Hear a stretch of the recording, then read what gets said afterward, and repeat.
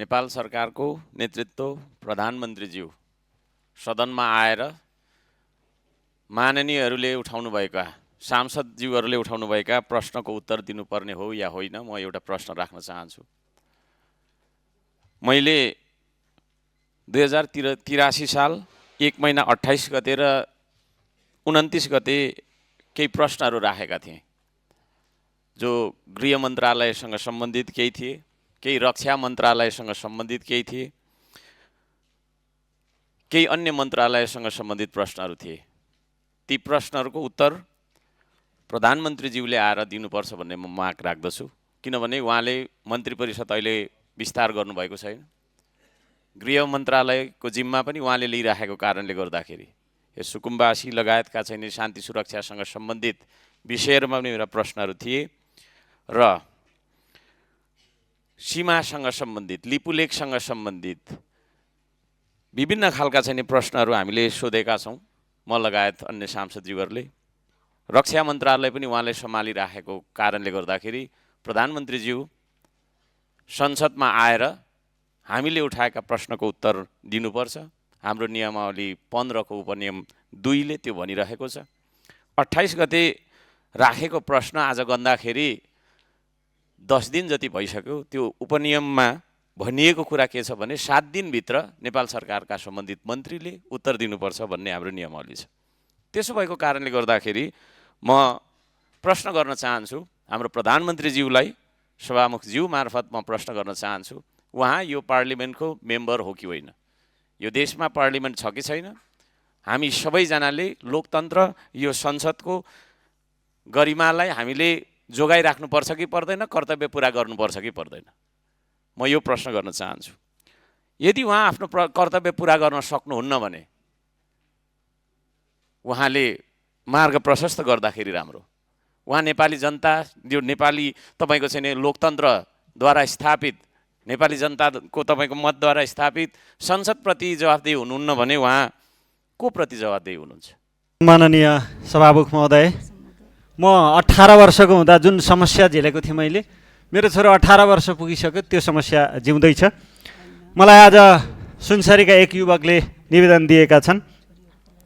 काठमाडौँको रातोपुलमा रहेको एक मेन पावरले मलेसियामा फ्री भिजाको लागि भनेर निवेदन आह्वान गर्यो। अनलाइन निवेदन दिएँ, अफलाइन निवेदन लिएन र अन्तर्वार्ताका लागि बोलाएन र जसले रकम दिन्छन् उसलाई मात्रै अन्तर्वार्ता लियो, मलाई छुटायो।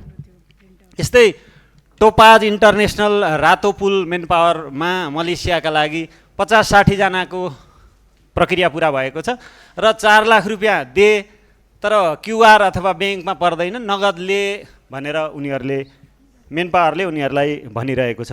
कुन देशमा गएर कति पैसा तिर्नुपर्छ, फ्री भिसाको के हो भन्ने कुरा नेपाल सरकारको कुन वेबसाइटमा कहाँ थाहा पाइन्छ, त्यो सामान्य नागरिकलाई थाहा छैन।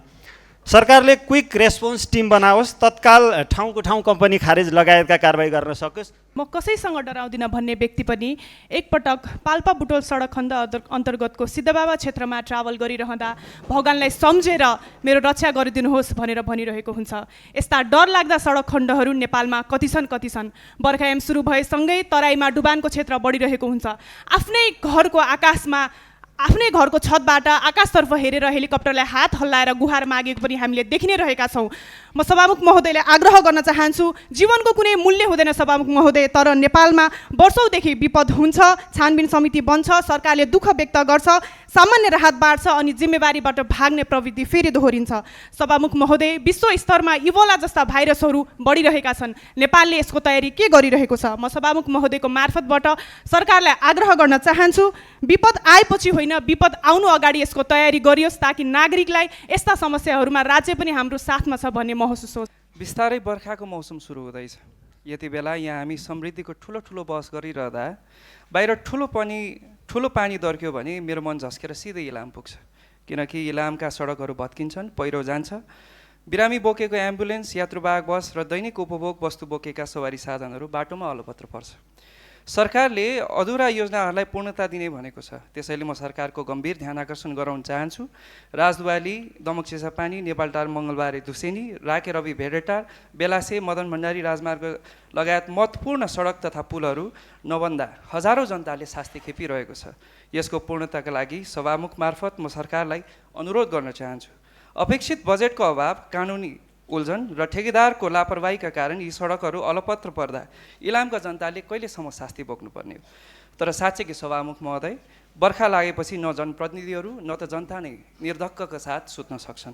तसर्थ यी अधुरा सडक र पुलहरूको द्रुत निर्माणका लागि सरकारसँग माग।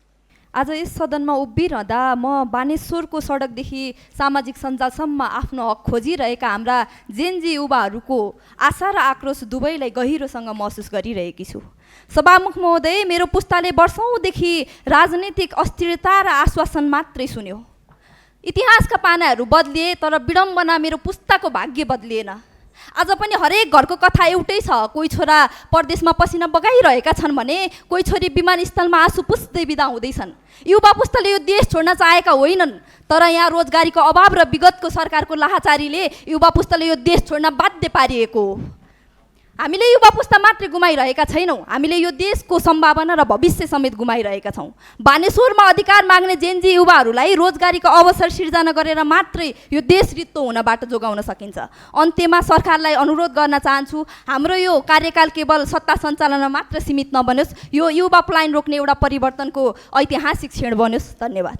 बत्ती निभाउन सजिलो हुन्छ, तर उज्यालोको आवश्यकता मेटाउन सकिँदैन। नेपाली सञ्चार जगतले राणा शासनदेखि पञ्चायती दमन हुँदै लोकतन्त्र स्थापनासम्म जनचेतना जगाउने ऐतिहासिक भूमिका खेलेको छ। तर विडम्बना, परिवर्तनको आवाज बनेका सञ्चार माध्यमहरू नै अस्तित्व जोगाउन सङ्घर्ष गरिरहेका छन्। अर्घाखाँचीका 11 FM सहित देशभरका रेडियो, टेलिभिजन र पत्रपत्रिकाहरू आर्थिक सङ्कटले थलिएका छन्। केही मिडियाभित्र विकृति छन्, मन लाग्नेलाई बोक्ने, चित्त नबुझी ठोक्ने शैलीमा लगाम लगाउनु पर्ने पनि छ, म बुझ्दछु। तर घाउ निको पार्ने नाउँमा मुटु नै निकाल्ने काम नगरौँ। स्वतन्त्र प्रेस राज्यको शत्रु होइन, लोकतन्त्रको पहरेदार हो। त्यसैले सरकारसँग मेरो आग्रह छ, समानुपातिक विज्ञापन नीति लागू गरियोस्, स्थानीय तथा मूलधारका सञ्चारगिरीहरूलाई संरक्षण गरियोस् र प्रेस स्वतन्त्रताको संवैधानिक मर्म व्यवहारमै सम्मान गरियोस्। ताप्लेजुङ डायरी 2। यी शब्दहरू ताप्लेजुङको भावना हुन्। 50 वर्ष भयो जनताको सपना अधुरै, सुकेटार एयरपोर्ट बिस्तार कालोपत्रे भयो, तर नियमित विमान गएन। वर्षयाम सुरु भयो पालो सडक रोपाइँको। बानन्दे दोभान सडक, कालोपत्रे ढिलो सुस्ती, कारण आवश्यक बजेट नभएको।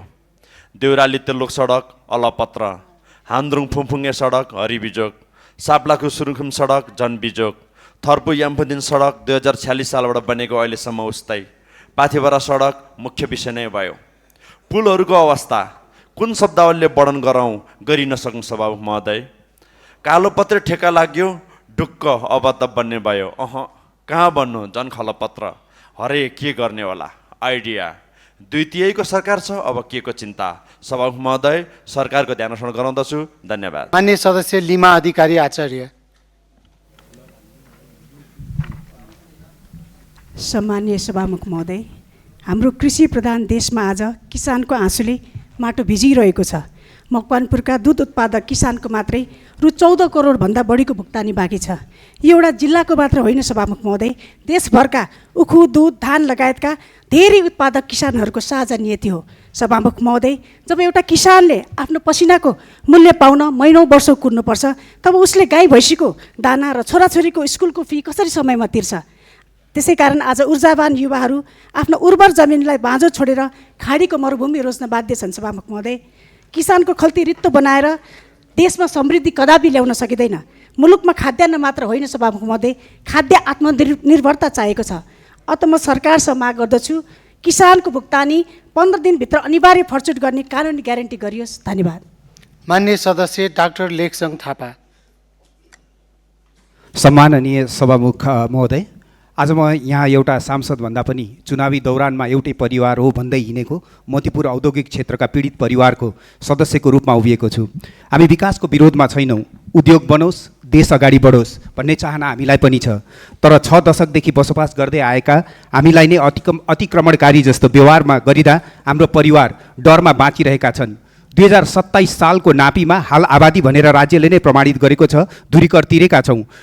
सुकुम्बासी आयोगबाट टोकन पाएका छौँ, तर आज फेरि हट र खाली घर भन्ने सूचना आउँदा हाम्रा करिब 4500 परिवारहरू साह्रै त्रसित छन्। 2082 सालको त्रिपक्षीय समितिले उद्योग पनि चल्ने, हाम्रो परिवार पनि बस्न पाउने आशा दिएको थियो। त्यसका लागि सरकारलाई धन्यवाद दिन चाहन्छु। तर अहिले स्थानीय निकायमा केही सूचनाहरूले फेरि डरको वातावरण बनाएको छ। यसो भनिराख्दा 2078 सालमा 4 जनाले ज्यान गुमाएको पीडा अझ पनि हाम्रो मानसपटलमा ताजा छ। हामीलाई विकास चाहिएको छ, तर बाँच्ने अधिकार खोसेर होइन।